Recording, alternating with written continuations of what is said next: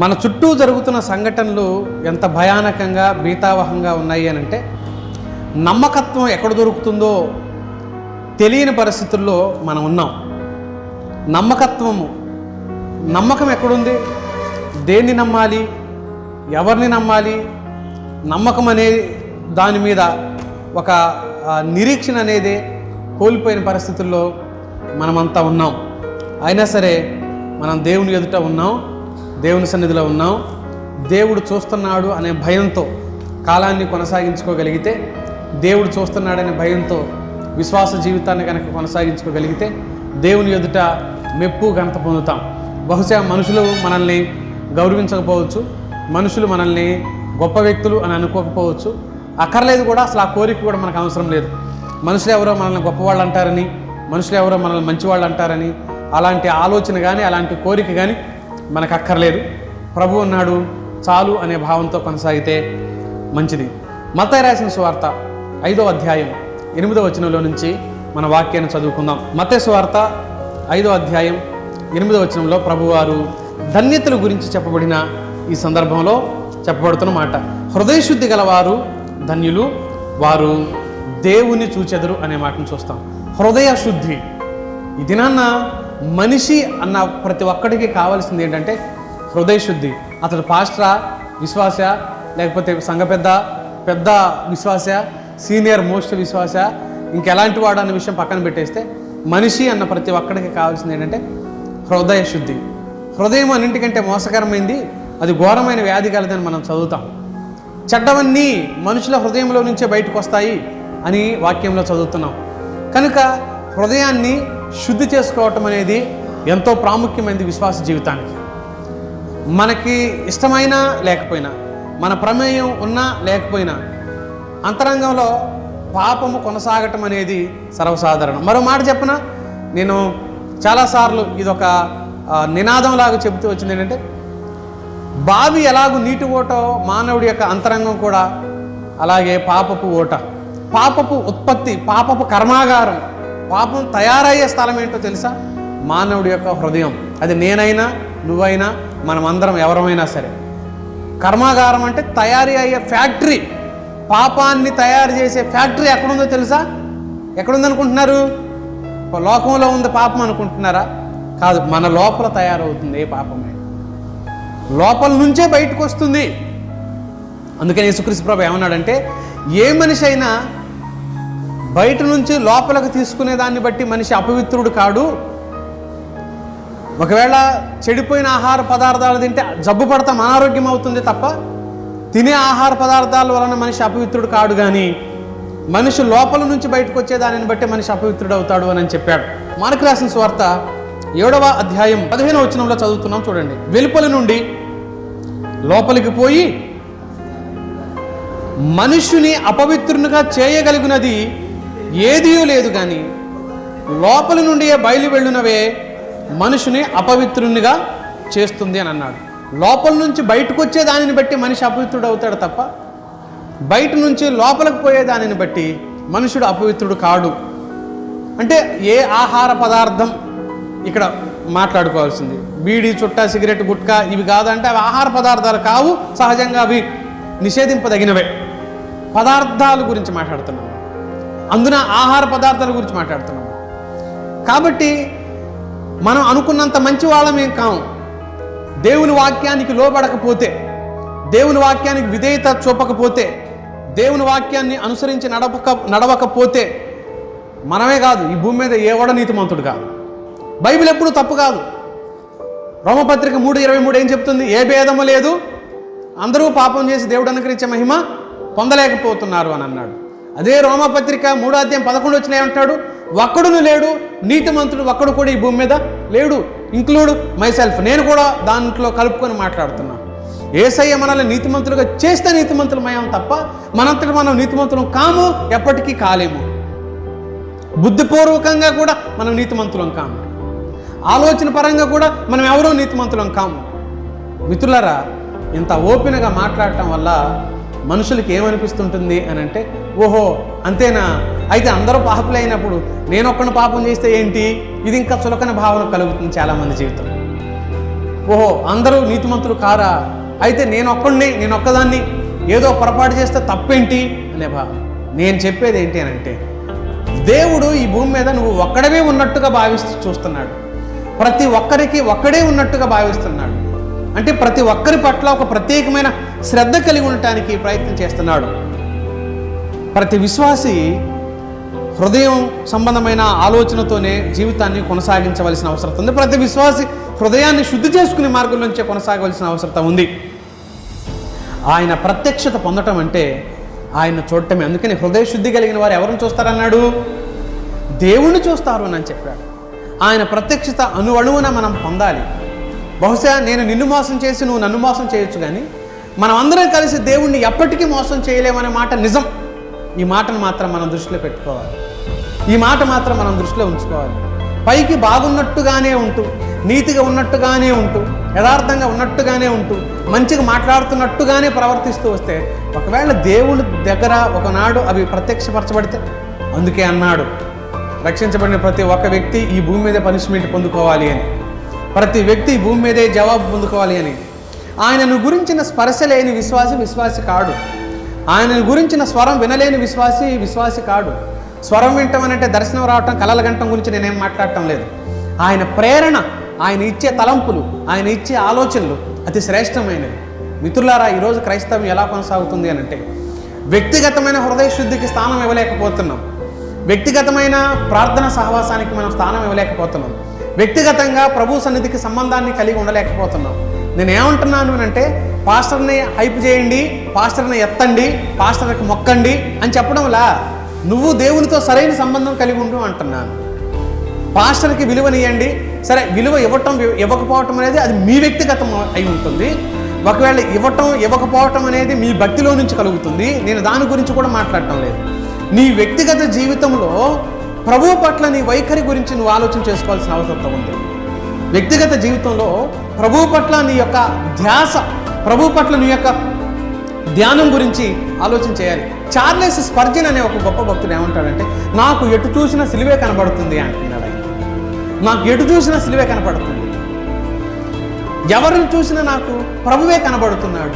అంటే ఆ వ్యక్తులలో కూడా ప్రభువునే చూస్తున్నాడు. అంటే ఖచ్చితంగా ఆయన ధ్యాస అంతా దేని మీద ఉన్నట్టు.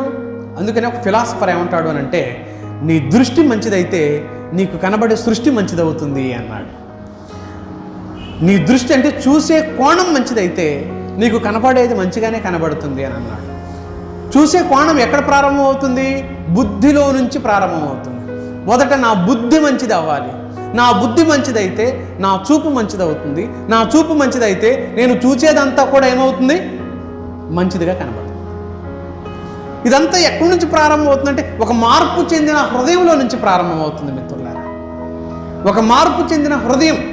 ఈరోజు నువ్వు నేను మనం మార్పు చెందిన హృదయాలు కలిగి ప్రభు ఎదుటి, ఇదిగో ప్రభువా నేనున్నానని ప్రార్థించిన ఆ ప్రార్థనకు, ఆ ఆరాధనకు సరి అయిన చక్కనైన జవాబు కలుగుతుంది. హృదయశుద్ధితో చేస్తున్న ప్రార్థన, నాలో ప్రతి అణువులో యేసు కనబడుతున్నాడు అన్నాడు స్పర్జన్ భక్తుడు. నా అవయవాలన్నింటిలో ప్రతి అణువులో యేసుతో నింపబడి ఉంది అని అన్నాడు. హృదయంలోనే లేడు, ప్రతి అణువులో ప్రతి అవయవంలో యేసయ్య ఎక్కడ కనబడతాడు? ఎవరినో చూసి భక్తి నేర్చుకోనక్కర్లేదు. ఎవరినో చూసి వాళ్ళు చెడిపోయారు కాబట్టి మనం బాగున్నాం అనుకోవాల్సిన అవసరమూ లేదు. ఎవరినో చూసి భంగపడవలసిన అవసరం లేదు, బాధపడవలసిన అవసరం లేదు. ప్రభువును చూద్దామంటున్నాను నేను, ప్రభు వైపుకు చూద్దామంటున్నాను నేను. ప్రభువే ముఖ్యుడు అని చెప్తున్నాను నేను. దేవుడు ఎలాంటి వాడు అని అంటే, కీర్తన గ్రంథం 51వ కీర్తన 7వ వచనం చూడండి. 51వ కీర్తన 7వ వచనంలో, నేను పవిత్రుడు నగునట్లు హిస్సోపుతో నా పాపమును పరిహరింపుము, హిమము కంటే నేను తెల్లగా ఉండునట్లు నీవు నన్ను కడుగు అంటున్నాడు. అంతరంగములో పవిత్రత, అంతరంగంలో పరిశుద్ధతను కోరేవాడు మన దేవుడు. మనం ఏమనుకుంటామనంటే, చర్చి అంటే రావటం పోవటం అంతటితోనే ఉండిపోయాం. ఇంకొకటి ఏంటంటే, మనకేదైనా సమస్య వస్తే దేవుడు పరిష్కరిస్తాడు అని. ఖచ్చితంగా పరిష్కరిస్తాడు. వచ్చిపోవటం, ఆరాధన చేయటం కూడా ఉత్తమమైన ఆలోచనే. కానీ ఏ దేవుని దగ్గరకు వస్తున్నామో, ఏ దేవుణ్ణి సంధిస్తున్నామో, ఏ దేవునితో మాట్లాడుతున్నామో ఆ దేవుడు ఏం కోరుతున్నాడో మనం తెలుసుకోవాలిగా.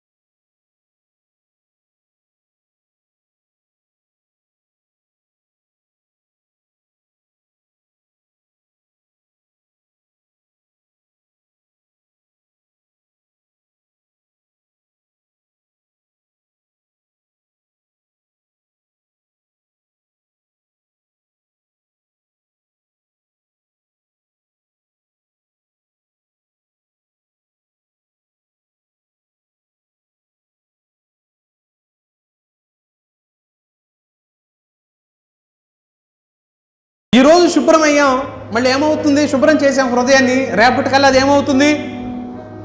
అది ఎలాంటిది అంటే అయస్కాంతం ఇనుముని ఆకర్షించినట్లుగా, మ్యాగ్నెట్ ఐరన్ని ఆకర్షించినట్లుగా హృదయం కూడా పాపాన్ని, లోకాన్ని ఆకర్షిస్తుంది. అలాంటప్పుడు ఒకరోజు స్నానం చేస్తే మళ్ళీ మరుసటి సాయంత్రానికి అదే రోజుకి మళ్ళీ ఒక్కొక్కళ్ళు రోజుకి 2 సార్లు, వీలుని బట్టి 3 సార్లు స్నానం చేస్తారు. వేసవకాలం అయితే చేస్తూనే ఉంటాం. ఖచ్చితంగా ఎంత పనున్నా కూడా ఒకసారైనా స్నానం చేస్తాం. ఒకవేళ ఒకరోజు స్నానం చేసే వీలు దొరకకపోతే మరుసటి రోజైనా ఖచ్చితంగా స్నానం చేస్తారు. ఎందుకు? నిన్న చేసాంగా, ఒక వారం వరకు ఆగితే కాదా, నెల వరకు ఆగితే కాదా? ఎందుకంటే ఈ దుమ్ము, ధూళి, వాతావరణ పరిస్థితులను బట్టి అనీజీగా ఏర్పడుతుంది శరీరం. ఖచ్చితంగా హృదయాన్ని కూడా అలాగే మనం శుద్ధి చేసుకోవాలి. విశ్వాసులం కదండి మనం, అనుభవం కలిగిన విశ్వాసులం కదండి మనం కూడా. అంటే మనం కూడా, మీరు కూడా కాదు, నేను కూడా ఏం చేసుకోవాలి? మన హృదయాన్ని మనం రోజు రోజు నేను కూడా మార్చుకోవాల్సిందే. నేను కూడా ప్రతిరోజు నా హృదయాన్ని శుద్ధి చేసుకోవాల్సిందే. ఎవరికి వారు ఈ శుద్ధి అనే మార్గంలో నుంచే మనం వెళ్ళాలి మిత్రులారా. మనం పరిపూర్ణం కాము, పరిపూర్ణతలోకి రాలా. ఈ మాత్రం భక్తి శ్రద్ధలో ఉన్నామంటే దానికి గల కారణం ఏంటంటే వాక్యాన్ని వింటున్నాం కాబట్టి, వాక్యాన్ని చదువుతున్నాము కాబట్టి, వాక్యానికి భయపడుతున్నాము కాబట్టి, అంతే. దీన్ని ఏమంటామనంటే కంట్రోల్లో ఉండటమే ఒక రకంగా చెప్పాల్సి వస్తే. కంప్లీట్గా ఏదో జరిగిపోవాలా మన జీవితాల్లో. భూమి మీద ఉన్నంత వరకు పరిపూర్ణతలోకి మనం రాలేం. రావాలని దేవుడు కోరుతున్నాడు, ఓ స్థాయిలోకి వెళ్ళాలని దేవుడు కోరుతున్నాడు. అది దేవుడు మనందరికి అనుగ్రహించాలని దేవుని యొక్క అంతరంగం యొక్క ఆలోచన. నిజానికి మనం చెడిపోవటానికి, దేవునికి విరోధం అవటానికి, అంతరంగంలో పాపాన్ని మూటగట్టుకోవటానికి కారణం ఏంటో, ఏవి మనలను దేవుని ఎదుట దోషులుగా నిలబెట్టడానికి మూలమవుతున్నాయో వాటిని మనం సరిగ్గా గుర్తించాలి మిత్రులారా. వాటిని మనం సరిగ్గా కనిపెట్టాలి మిత్రులారా. ఏది నిన్ను పాడు చేస్తుంది? కొంతమంది పైకి బాగానే ఉంటారు, చూసే విధానం బాగోదు. పైకి మంచిగానే అక్క అంటూనే మాట్లాడుతుంటారు, చూసే విధానం బాగోదు. వాడి హృదయం అంతా చెడుతోనూ, కుళ్ళుతోనూ, అసహ్యతతోనూ, పాపంతో నిండి ఉంటుంది. కొంతమంది అమాయకులుగానే కనబడుతుంటారు, కుయుక్తులు పన్నుతూనే ఉంటారు. కొంతమంది మనతో మాట్లాడుతున్నట్టుగానే ఉంటారు, మనమేమి చెబుతామని మన మాటను గుంజుకోవటానికి నక్కజిత్తులు పన్నుతూ ఉంటారు. నక్కజిత్తులు అంటాం వీటిని, నక్కజిత్తులు పన్నుతూ ఉంటారు. అబ్బే నాకేమీ తెలియదు అంటుంటారు, కానీ వాడికి అన్నీ తెలుసు, కానీ అమాయకుడుగా నటిస్తాడు. ఇవన్నీ ఏంటి అని అంటే హృదయం ఇదొక కర్మాగారం. వీళ్ళు నటుడుగా తయారు చేసింది ఏంటో తెలుసా? అతడు చెడిపోయిన హృదయం, అతని చెడ్డ హృదయం. ఎన్నిసార్లు అడిగినా గీకుతుంటారు, ఏమీ తెలియనట్టుగా గీకుతూ ఉంటారు. వీడికి ప్రశ్నే అర్థం కానట్టు ఉంటుంది అన్నమాట. అన్నీ తెలిసిన అంటే మనం తొందరగా అంచనా వేయలేము, కొంత టైం పట్టిద్ది ఆ మనిషిని అంచనా వేయటానికి. అతడు ఆలోచన ధోరణిని మనం ఫాలో అవటానికి బాగా టైం పట్టవచ్చు. కొంతమంది గొప్ప నటులు అనుకో, వాడికి నెలలు పట్టవచ్చు, సంవత్సరాలు కూడా పట్టవచ్చు అని అర్థం చేసుకుంటాను. నేనేమంటానంటే భూమి మీద మనిషి దగ్గర నువ్వు సక్సెస్ కావచ్చు, కానీ ఈ విషయంలో నిన్ను దేవుడు చూస్తున్నాడు అని చెప్తున్నాను. దేవుడు నిన్ను ప్రేమిస్తున్నాడు అంటున్నాను. ఆయన నీ కోసం ప్రాణం పెట్టాడు అంటున్నాను. నిన్ను ఆయన కోరుకుంటున్నాడు, నీ హృదయాన్ని కోరుకుంటున్నాడు, నీ అంతరంగాన్ని కోరుకుంటున్నాడు, హృదయశుద్ధి కావాలని కోరుకుంటున్నాడు. ఆలోచన ద్వారా మానవుని యొక్క హృదయం అపవిత్రమవుతుంది. 62వ కీర్తనలో దాని గురించిన చర్చ మనం చదవచ్చు. 62వ కీర్తనలో దాని గురించిన వివరాన్ని దైవజనుడు రాస్తాడు. ఏ విధంగా మానవుని యొక్క అంతరంగం అతన్ని అపవిత్రుడిగా మారుస్తుందో, అతన్ని చెడ్డవాణిగా, పాప సంబంధమైన వ్యక్తిగా మారుస్తుందో మనం ఈ కీర్తనలో చదువుతాం. మనం 3వ వచనం చూడండి ఒకసారి. ఎన్నాళ్ళు మీరు ఒకని పైబడుదురు,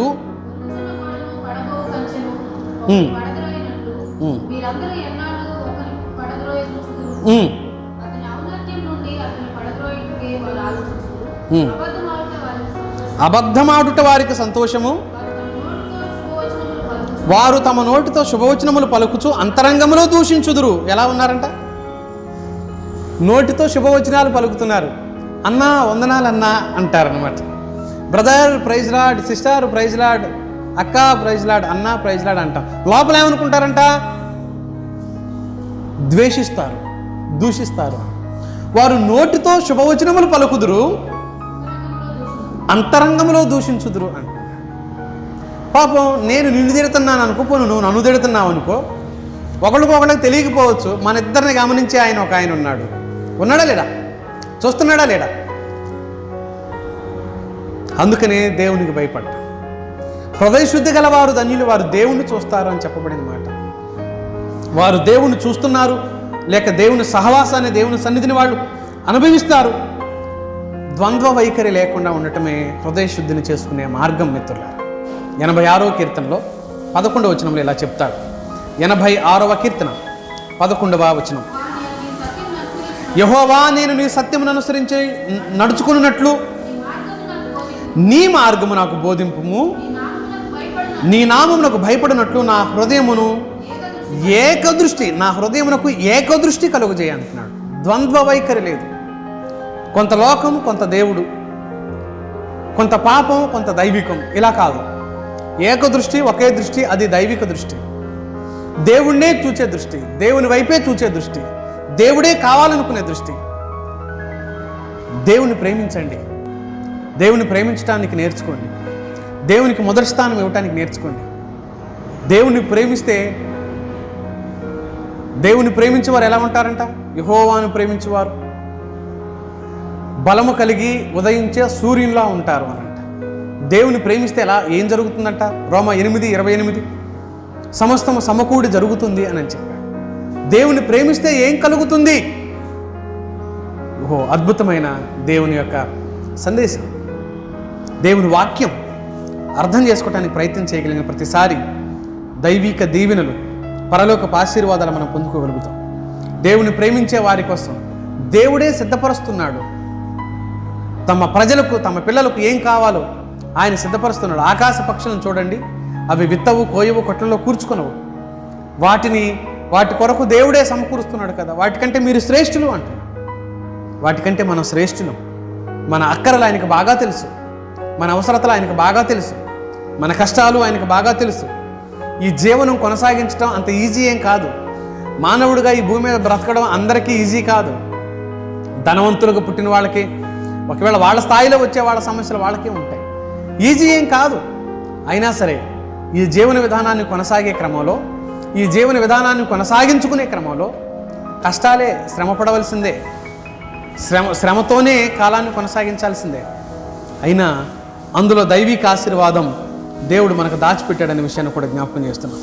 మన సంబంధ బాంధవ్యాలలో చెడును నింపేవిగా, పరిశుద్ధతను బలి చేసేవిగా ఉంటాయి. స్నేహితుల కోసం, మిత్రుల కోసం పరిశుద్ధతను వదిలిపెట్టుకునే క్రైస్తవులు ఎంతమంది లేరండి? పరిశుద్ధతను నష్టపరుచుకునే విశ్వాసులు ఎంతమంది లేరండి? కనుక పరిశుద్ధత నష్టపోయే, ఆఖరికి నీకు కోట్ల రూపాయల ధనం సమకూర్చబడుతున్నా పరిశుద్ధతను పణంగా పెట్టొద్దు అనే విషయాన్ని జ్ఞాపకం చేస్తున్నాను. కేవలం ఎదుటివారితో కలిగే మంచి సత్సంబంధాల కోసమే, కేవలం ఆ బంధాలు, ఆ సంబంధాల కోసమే మనం పరిశుద్ధతను, దైవత్వాన్ని, భక్తి జీవితాన్ని నష్టపరుచుకుందామా? దానిని పణంగా పెట్టుకుందామా? ఆలోచన చేయండి. ఒకవేళ మనది నటనే అయితే భక్తి జీవితం, ఒకనాడు ముసుగు తీస్తాం, వేషం తీస్తాం. నటించేవాడు వేషం వేసుకుంటాడుగా, ఆ వేషం నటన అయిపోయిన తర్వాత తీసేస్తాడుగా. తీసేసినప్పుడు దొరుకుతాడు అనమాట, తీసేసినప్పుడు గుర్తుపడతామన్నమాట. మిత్రులారా, దేవుడు ఒకనాడు మన వాస్తవిక అంతరంగిక స్థితిని బయటపెట్టిస్తాడు, ప్రజల చేత దాన్ని కనపరుస్తాడు.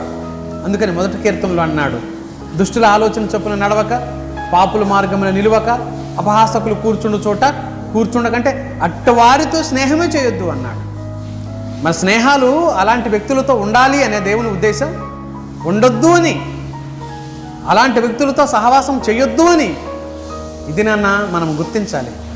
మన స్నేహాలను బట్టి మన భక్తి నష్టపోతుంటే, మన బంధాలను బట్టి మన భక్తి నష్టపోతుంటే, మన బాంధవ్యాలను బట్టి మన భక్తి నష్టపోతుంటే వాటిని కట్ చేసుకోవాలి. అవి మనకు అక్కర్లేదు, మనకు అవి అవసరం లేదు. నీ భక్తిని తినివేసే స్నేహం, నీ భక్తిని నష్టపరిచే స్నేహం నీకు అక్కర్లేదు అని దేవుని వాక్యం చెబుతుంది. వాస్తవానికి మనంతట మనమే మనల్ని మనం శుద్ధి చేసుకోలేని స్థితి, మనల్ని మనం బాగు చేసుకోలేని స్థితి. ఒకవేళ మనమే బాగు చేసుకునేదైతే బురదలో పడతాం, పైకి వచ్చి కడుక్కుంటాం, బురదలో పడతాం, బయటకు వచ్చి కడుక్కుంటాం. కానీ అంతరంగాన్ని శుద్ధి చేసుకునే ఆ స్థితి సామర్థ్యం మనిషిగా మన చేతిలో లేదు. దేవుడే మనల్ని శుద్ధిపరచాలి. కనుక మనం జాగ్రత్త పడాలి, కనుక మనం సరిచేయబడాలి. దేవుడే ఎలా శుద్ధి చేయాలి? ఆయన కుమారుడైన యేసు రక్తము ప్రతి పాపము నుండి మనలను పవిత్రులుగా చేయాలి. యేసు రక్తము మనలను కడిగితే మనం శుద్ధిగా ఉండే దగ్గర ఎంత నష్టపోతున్నామో ఆలోచన చేయండి. మనం జాగ్రత్తగా ఉండే దగ్గర ఎంత నష్టపోతున్నామో ఆలోచన చేయండి. నేను 2-3 వాక్య సందర్భాలు చెప్పేసి నేను నా సందేశాన్ని ముగించడానికి ప్రయత్నం చేస్తాను. మనం శుద్ధి అవ్వటానికి దేవుడు మనకిచ్చిన మార్గాలు ఉన్నాయి కొన్ని. మొదటి మార్గం, మనం బాగా అవ్వటానికి దేవుడిచ్చిన, రక్షించబడిన వ్యక్తి సరిచేయబడటానికి దేవుడిచ్చిన మార్గాలు. నంబర్ 1, మొదటి మార్గం ఏంటి అని అంటే దేవుని వాక్యం. యోహాను సువార్త 17వ అధ్యాయం 17వ వచనంలో చెప్పబడుతున్న మాట. యోహాను రాసిన సువార్త 17వ అధ్యాయం 17వ వచనంలో ఉన్న మాట చదువుదాం. నీ వాక్యం చేత వారిని ప్రతిష్ఠించుము. నీ వాక్యము ఏమన్నాడు? సత్యము. చదువు. నీ వాక్యమే సత్యము అంటున్నాడు. వాక్యము సత్యమైంది కాబట్టి సత్యమైన వాక్యంలో మనం నిలిచి ఉంటే సత్యవంతులుగా అవుతాం. సత్యమైన వాక్యంలో నిలిచి ఉంటే వాక్యానికి ప్రతిష్ఠించుకోవటం అని అంటే అర్థం ఏంటంటే వాక్యానుసారంగా బ్రతకడం. వాక్యము ఏ మాట అయితే మాట్లాడొద్దు అని చెప్పిందో, వాక్యము ఏ పని అయితే చేయొద్దు అని చెప్పిందో, వాక్యం ఏ మార్గంలోనైతే నడవద్దు అని చెప్పిందో ఖచ్చితంగా ఆ ప్రకారంగా నడవటం వాక్య ప్రతిష్ఠ. వాక్యానికి లోబడి బ్రతకడం. క్రైస్తవుడిగా, దేవుని బిడ్డగా వాక్యానికి లోబడి బ్రతకడం.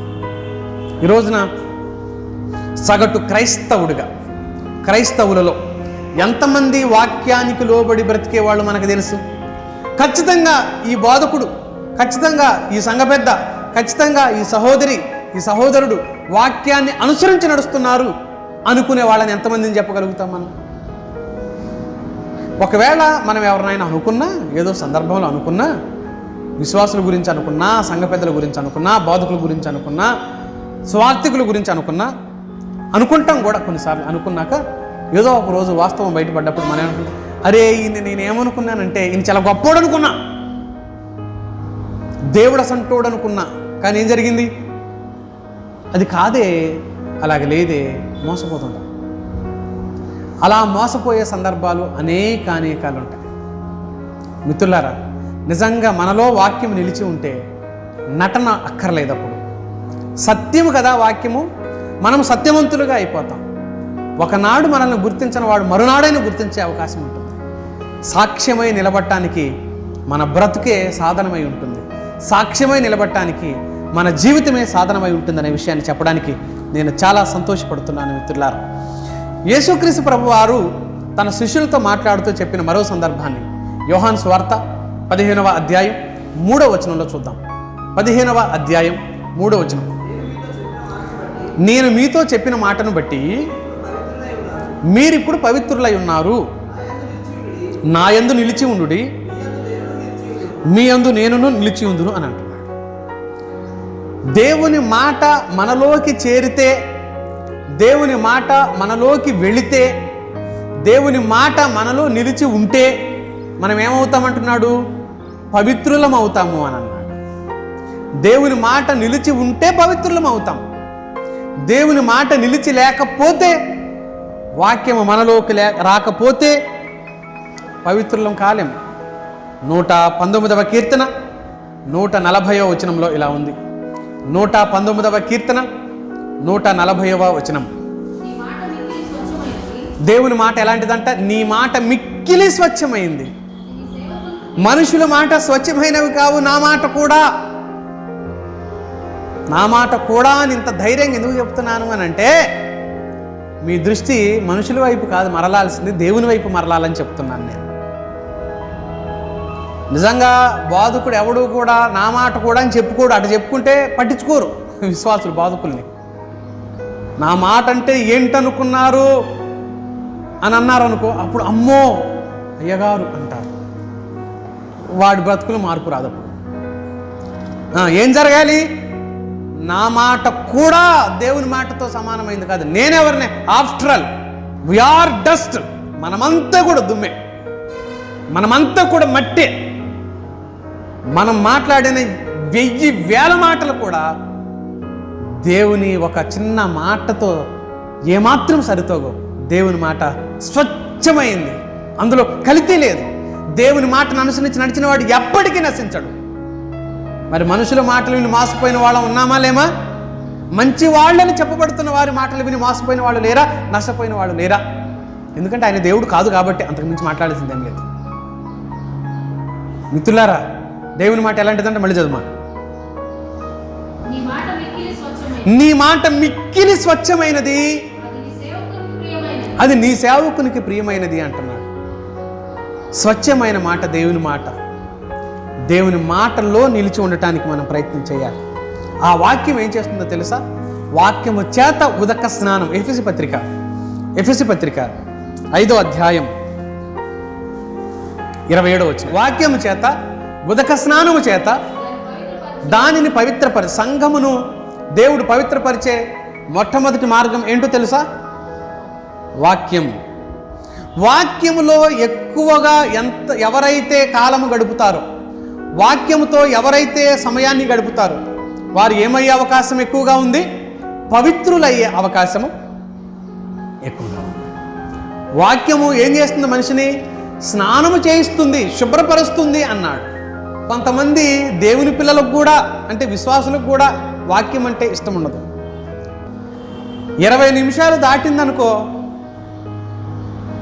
పాపం గోడ పక్కనుంటే తలపై గోడ గుద్దుకునే అవకాశం వీళ్ళకి. గోడ పక్కనుంటే తలపై గోడ గుద్దుకుంటుంది నిద్ర.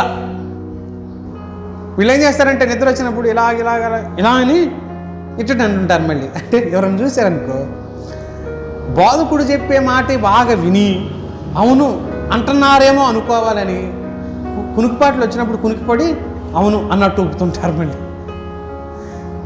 నిద్రలో కూడా వాళ్ళ బ్రెయిన్ చాలా తెలివి పనిచేసిద్దండి. వాక్యం పట్ల వీళ్ళకి ఇష్టం లేక నిద్రపోతారు. కొంతమంది ఏం చేయాలో అర్థం కాదు, పిచ్చి పిచ్చి అయిపోతుంటారు. ఎందుకంటే 20 నిమిషాలు దాటిపోయింది, అరగంట అయిపోయింది, వదలట్లా. అప్పుడు ఏం చేయాలి? అటు చూసి టక్కన ఫోన్ చూసుకుంటారు. ఫోన్ చూసి అటు నొక్కుతారు. ఎవరు మనకు చేయకపోయినా కూడా టకాలన చేస్తారు, ఎవరికైనా చేసి మిస్ కాల్ ఇచ్చి. కొంతమంది తెలివిగా మళ్ళీ వాళ్ళు చేసిన తర్వాత టక్కన బయటికి పోయి మాట్లాడుతుంటారు. ఇది ఒక కాలక్షేపం, టైం పాస్ అన్నమాట. సహించుకోలేకపోతున్నారు వాక్యాన్ని. ఎందుకంటే స్నానం చేస్తుంటే సబ్బు పెట్టి రుద్దాలుగా, ఈ రుద్దుతుంటే మెడ రుద్దేటప్పుడు వీడికి నచ్చదు, చెవులు రుద్దేటప్పుడు నచ్చదు, ముఖం రుద్దేటప్పుడు నచ్చదు, చంకలు చేతులు ఇవన్నీ రుద్దుతుంటే పిల్లలకి నచ్చవు. కొంతమందికి చక్కలు గింతలు అనిపిస్తుంటాయి, కొంతమందికి నొప్పులు అనిపిస్తూ ఉంటాయి. రకరకాల ఫీలింగ్స్తో పిల్లలు ఒప్పుకోరు, పెద్దోళ్ళు కూడా అంతే. దేవుని వాక్యం నేరుగా మనసుకు తాకుతుంటే సహించలేము, మనసును అంగీకరించలేము. వాక్యము శుభ్రపరుస్తుంది మనల్ని. నిజంగా ఆత్మీయుడు అనేవాడు ఎవడైనా ఉంటే ఆ ఆత్మీయుడు వాక్యముతో సమయాన్ని గడపటానికి ఇష్టపడుతుంటాడు, వాక్యము వినాలి అనుకోవటానికి ఇష్టపడుతూ ఉంటారు, వాక్యముతో కాలక్షేపం చేయడానికి ఇష్టపడుతూ ఉంటారు. అంటే స్విమ్మింగ్ వచ్చినవాడు ఈత కొట్టడానికి, అంటే ఈత వచ్చినవాడు ఈత కొలంలో ఉండటానికి ఇష్టపడినట్టుగా వాక్యాన్ని ప్రేమించేవాడు వాక్యములో మునిగి ఉండటానికి ఇష్టపడుతుంటాడు. ఇక అక్కడ టైం దొరకదు వాడికి, అతనికి టైం చూసుకోడు, ఇది ఏ టైం అని ఆలోచన చేయడు. ఈ రోజున చదువు వచ్చిన యవనస్తులు కూడా వాక్యాన్ని చదవకుండా ఉండేవాళ్ళు ఎంతమంది లేరు చెప్పండి? బైబిల్ తీసి చదవని వాళ్ళు ఎంతమంది? నా కొడుకు 7 సంవత్సరాలు, ఇప్పుడు 7 సంవత్సరాలు, రోజుకు 2 అధ్యాయాలు చదువుకుంటాడు. వాడు రాదు, అయినా కూడా అంతే, రాకపోయినా కూడా. ఫస్ట్ క్లాస్, ఇప్పుడు 2nd క్లాసు. లాక్డౌన్ 2nd క్లాస్లో చదివేమొచ్చింది? 2nd క్లాస్ అనుకోండి. కుమార్తెలు అని ఉందనుకో, కుమారైలు అని చదువుతాడు. తావొత్తుకి ఓత్వానికి తేడా తెలియక కుమారైలు, కుమారై కాదురా కుమార్తె, కుమార్తె ఏదో మొత్తానికి నేర్పించుకోవాలి మనం. నేర్పిస్తే వాళ్ళు మార్చుకోగలుగుతారు రాబోయే రోజుల్లో. వాళ్ళకి టైం పెట్టాలి, కూర్చోబెట్టాలి. మీరు మంచోళ్ళు అయితే, మీరు తిట్టుకున్నా మంచిదే, మీరు మంచోళ్ళు అయితే ఏం చేస్తారు తెలుసా? మీకు రాకపోయినా వాళ్ళని బలవంతంగా కూర్చోబెట్టి వాళ్ళని చదివిపిస్తూ వాళ్ళు చదువుతారు, మీరు వినొచ్చు. ఎంత బాగుంటుంది ఈ పద్ధతి. వింటున్నారా? అర్థమవుతుందన్నమాట. వాళ్ళతో చదివిపిస్తూ మీరు వింటే మీ అంతరంగం వికసిస్తుంది, విరబూస్తుంది దేవుని కోసం. మీ పిల్లలు ఏదో ఒక రోజున ఆ వాక్యం చేత పట్టుబడి వాళ్ళు జ్ఞానము పొందుకుంటారు, మీరు పొందుకుంటారు. మనం అందరం బాగానే ఉన్నాంగా, ఇంత బాధలు ఎందుకు వాక్యం గురించి అనుకుంటే ఎప్పటికీ భాగ్యం. ఎప్పటికీ మన కుటుంబాల్లో దేవుని కార్యాలు జరగవు. మనము శుద్ధి చేయబడం, మన పిల్లలు శుద్ధి చేయబడం. అందుకనే వాక్యము మనలను స్నానము చేయిస్తుంది అన్నాడు. 2వ సందర్భం, మనం శుద్ధి అవటానికి కారణమైన సందర్భం 2వది యోహాను మొదటి పత్రిక 1వ అధ్యాయం 7వ వచనంలో యేసు రక్తం మనకు బాగా పరిచయం. యేసు రక్తము ప్రతి పాపము నుండి మనలను పవిత్రులుగా చేస్తుంది. అవును, యేసు రక్తం పవిత్రం. మనకై మనం పవిత్రులం కాలేము, ఇంపాసిబుల్, అది అసాధ్యం. మనలను వాక్యము కడగాలి, మనలను యేసు రక్తము కడగాలి.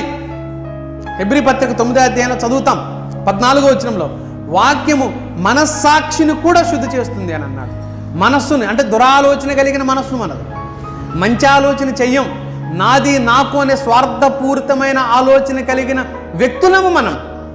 స్వార్థపూరితమైన ఆలోచన కలిగిన వ్యక్తిత్వము కలిగిన వారం మనం. కనుకనే దేవుడు మన మనస్సులను కూడా పవిత్రపరచాలనుకుంటున్నాడు, మన హృదయాలను పవిత్రపరచాలనుకుంటున్నాడు. ధర్మశాస్త్రం మానవుని యొక్క అంతరంగాన్ని శుద్ధి చేయలేకపోతే యేసయ్య మానవుని యొక్క అంతరంగాన్ని శుద్ధి చేశాడు, బాగు చేశాడు. కనుక మిత్రులారా, అనుదినము జరగవలసిన చర్య యేసు రక్తము. నేను త్వరగా చెప్పేస్తాను. మూడవది విశ్వాసము. విశ్వాసము ద్వారా మన అంతరంగం శుద్ధి అవుతుంది. విశ్వాసము ద్వారా మనం ఎంచుకునే ఎంపికలలో తేడా వస్తుంది. అప్పుడు అవిశ్వాసి అయిన వాడు అవిశ్వాస సంబంధమైన దానిని ఎంచుకుంటాడు, విశ్వాసి అయిన వాడు విశ్వాస సంబంధమైన దానిని ఎంచుకుంటాడు. అపోస్తుల కార్యగ్రంథం 15వ అధ్యాయం 9వ వచనంలో చదువుతాం. కాబట్టి విశ్వాసము మనలను శుద్ధిపరచబడటానికి, సరి అయిన మార్గంలో నడిపించడానికి, సరి అయిన పద్ధతిలో ఆలోచన చేయడానికి మనలను నడిపిస్తుంది. మిత్రులారా, మనలను నడిపిస్తుంది. దయతో నా మాటలను అంగీకరించండి. విశ్వాసం లేని కారణం చేత మానవుడు భౌతిక సంబంధమైన వాటి మీద మనస్సు పెట్టుకొని శరీరాశ, నేత్రాశ, జీవపు డంబం లాంటి భౌతికమైన ఆలోచనలను మనసులోకి తెచ్చుకుంటాడు. విశ్వాసి అయిన వాడు విశ్వాసము ద్వారా వాటిని దరిచేరనీయకుండా కాపాడుకోగలుగుతాడు. ఆ విశ్వాసి అయిన వాడి విశ్వాసి అంతరంగంలో వాక్యము ఉండిన కారణం చేత వాక్యం అని ఖడ్గముతో వాటిని తుత్తునీలుగా నరికి వేస్తాడు. విశ్వాసం ప్రయోజనకరమైంది విశ్వాసికి. ఈ విశ్వాసము ద్వారా గొప్ప కార్యాలను చేయగలుగుతాడు. అంతరంగంలో శుద్ధి నిరంతరాయంగా జరుగుతూనే ఉంటుంది. మొదటిది వాక్యం, రెండవది యేసు రక్తం, మూడవది విశ్వాసం. ఇవి నిరంతరాయంగా అంతరంగాన్ని శుద్ధి చేస్తుంది. నాలుగవది జ్ఞాపకం చేస్తా, పరిశుద్ధాత్మ దేవుడు. రక్షించబడిన విశ్వాసి అంతరంగంలో పరిశుద్ధాత్మ దేవుడు స్థిర నివాసంగా ఉండిన కారణం చేత, స్థిర నివాసము చేసిన కారణం చేత ఖచ్చితంగా అతని జీవితంలో జరిగే ఓ అద్భుతమైన సంఘటన ఇది. పరిశుద్ధాత్మ దేవుడు ఈ వ్యక్తికి మార్గనిర్దేశకం. ఒక రకంగా చెప్పాలంటే బస్సు స్టీరింగ్ డ్రైవర్ చేతిలో ఉన్నట్టుగా మన జీవన విధానానికి సంబంధించిన నడక పరిశుద్ధాత్మ దేవుడి చేతిలో ఉంటుందన్నమాట, స్టీరింగ్. అప్పుడు మనం ఎటు నడవాలో, ఎటు వెళ్ళాలనేది డ్రైవరు బస్సును నడిపినట్లుగా పరిశుద్ధాత్మ దేవుడు మనలను నడిపిస్తాడు మనం ఆయన అధీనంలో ఉండినప్పుడు. అప్పుడు ఏది పాపమో, ఏది పరిశుద్ధతో, ఏది నీతో, ఏది అవినీతో, ఏది దైవ చిత్తమో, ఏది దైవ వ్యతిరేకమో పరిశుద్ధాత్మ దేవుడు ఈ వ్యక్తికి నేర్పిస్తాడు. కాబట్టి ఖచ్చితంగా సరి అయిన దారిలో వెళ్ళి హృదయ శుద్ధిని పొందుకుంటాడు. పేతురు రాసిన మొదటి పత్రిక 1వ అధ్యాయం 2వ వచనంలో ఈ మాట మనం చదువుతాం. పేతురు రాసిన మొదటి పత్రిక 1వ అధ్యాయం 2వ వచనం, ఆత్మ వలన పరిశుద్ధపరచబడిన వారై అనే మాటను చదువుతాం. పరిశుద్ధాత్మ మనలను పవిత్రపరుస్తున్నాడు. పరిశుద్ధాత్మ అగ్నితోనూ, నీటితోనూ, గాలితోనూ పోల్చబడ్డాడు. అగ్ని కాల్చి శుద్ధి చేస్తుంది, నీరు కడిగి శుద్ధి చేస్తుంది. పరిశుద్ధాత్మ దేవుడు కూడా మనలను శుద్ధి చేయటానికి ప్రయత్నం చేస్తాడు. అనేక విధాలుగా మనలను పవిత్రపరచడానికి ప్రయత్నం చేస్తూ ఉంటాడు. ఈ మూడు కూడా, ఈ 4 సందర్భాలు, ఈ 4 పద్ధతులు కూడా దేవుడు మనలను, మన అంతరంగాలను పరిశుద్ధపరచాలనుకుంటాడు. 4 విషయాలు చెప్పాయి. ఏంటి? మొదటిది వాక్యం, 2 యేసు రక్తము, 3 విశ్వాసము, 4 పరిశుద్ధాత్మ దేవుడు, పరిశుద్ధాత్మ. కాబట్టి మళ్ళీ చెబుతున్నాను, మనకై మనము శుద్ధులము కాలేము, మనకై మనము పరిశుద్ధపరచబడలేము, మనకై మనము సరిచేయబడలేము. యోబు గ్రంథం 15వ అధ్యాయం 14వ వచనం చూడండి. మనకై మనము శుద్ధిపరచబడలేము అనే మాటనే మనం చూస్తాం. శుద్ధుడగుటకు నరుడు ఏ పాటివాడు అంటే తనకు తానుగా శుద్ధుడు కాలేడు, తనకు తానుగా నిర్దోషి కాలేడు మనిషి. యేసు రక్తమే శుద్ధి చేస్తుంది, దేవుని వాక్యమే శుద్ధి చేస్తుంది. పరిశుద్ధాత్మ దేవుడు మనలను శుద్ధి చేస్తాడు, విశ్వాసము మనలను శుద్ధి చేస్తుంది. ఈ 4 మార్గనిర్దేశకాల ద్వారా మన విశ్వాస జీవితంలో కొనసాగితే మన అంతరంగం శుద్ధిపరచబడుతుంది. దేవుడు అలాంటి గొప్ప కృప మనందరికీ దయచేయను. ఆమేన్, ఆమేన్. మిత్రులారా, అందరికీ వందనాలు. అనేక సందేశాలు, లేఖనానుసారమైన విషయాలను మీ ముందుకు తీసుకురావడానికి మా వంతుగా ప్రయత్నం చేస్తున్నాం. అనేక దుర్బోధలున్న నేటి దినాల్లో సత్యవాక్య సందేశాలను మీ దృష్టికి తీసుకురావడానికి మేము చేస్తున్న మా ప్రయత్నాన్ని మీలో చాలామంది అభినందిస్తున్నందుకు వందనాలు. మా ఛానల్ని సబ్స్క్రైబ్ చేయండి, లైక్ చేయండి, కామెంట్ చేయండి, షేర్ చేయండి. అందరికీ వందనాలు.